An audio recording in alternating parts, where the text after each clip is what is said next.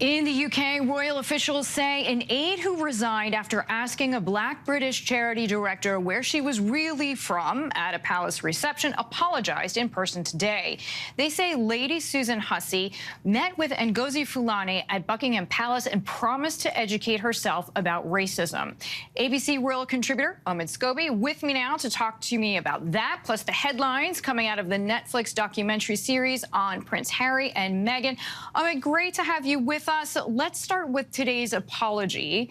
How important was it to the palace to address these issues of racism? Yeah, I think many people have been sort of keeping a close eye on the palace, obviously, after this happened at the end of November. And so we were expecting something. But as we initially heard after the incident actually happened, Ngozi Fulani, despite the palace saying they had reached out to her, didn't hear from the palace for a number of days. And there were some people saying that this was the institution sort of placing an importance over the optics of the crisis rather than the actual humanity behind it. So it's great to sort of see it come to a close. So, Omid, do people feel like today's meeting and apology was enough?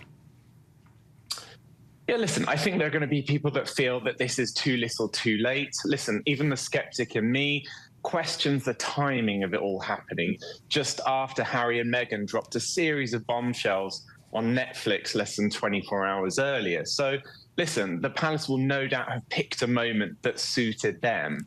But we also know that from Miss Fulani's own conversations and the interviews that she's given, that this was something really important to her. And I think that's the most important thing. We've seen her really face a barrage of abuse and harassment with the British tabloids here, a lot of conspiracy theories circling around that incident itself. Some say that she even hoaxed the whole thing just to make the palace look bad. Of course, all complete nonsense, but it shows what she was having to deal with. And so I think for the palace to kind of step in and put a full stop or period at the end of this will no doubt mean a lot to her. But I think the palace still have a long way to go, as they admit themselves in that statement. They've got a whole program of sort of learning to do when it comes to diversity and inclusivity and just awareness within the institution of the monarchy. Lady Susan Hussey is one of many of her kind within that institution. So there's a lot of learning to be done. So, Omid, you mentioned that Netflix documentary and the second and final installment released last night. So Prince Harry, Meghan really go into their strained relationship with the family. What are some of the details?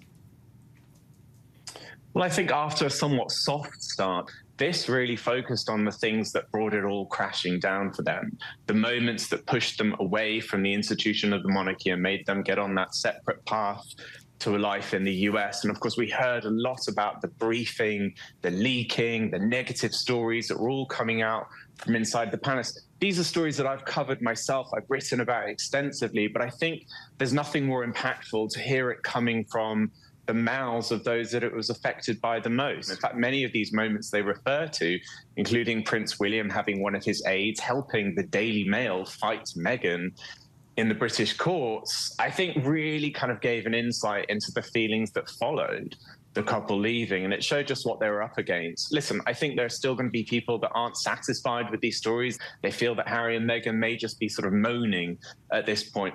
But these really highlight some serious problems within the institution of the monarchy. It shows just how deeply entrenched they are in that relationship with the British media and how toxic it can be. It seeps into the family relations themselves. It stops them operating as a sort of close, harmonious unit. Instead, you've got these rival households against one another. And Harry was really a victim of that. No matter who he would have married, this is exactly how it would have turned out for him as the spare. Omid, all of this is coming out as King Charles III marks 100 days on the throne. Now, he has expressed hope to mend the relationship with Harry and Meghan. Any hope of that? Listen, I think there are still steps to be made before there is even a moment in which reconciliation is even possible. But of course, these aren't just the only things that people are sort of summarizing Charles's first 100 days on the throne for. He's actually done a very good job when it comes to sort of picking up the work of the Queen and carrying on. But I think there's also that role as the head of a family, the head of a household, just like we saw the Queen being the sort of pillar of strength within the family, that he's yet to prove himself on. And I think that that relationship, that torn relationship with Harry and Meghan is going to be the thing that he'll have to sort of climb over and conquer to actually really win people over when it comes to seeing him just in that sort of same position that the Queen once held. Omid Scobie, ABC News royal contributor, thank you. Thanks. Hi, everyone. George Stephanopoulos here. Thanks for checking out the ABC News YouTube channel. If you'd like to get more videos, show highlights, and watch live event coverage, click on the right over here to subscribe to our channel. And don't forget to download the ABC News app for breaking news alerts. Thanks for watching.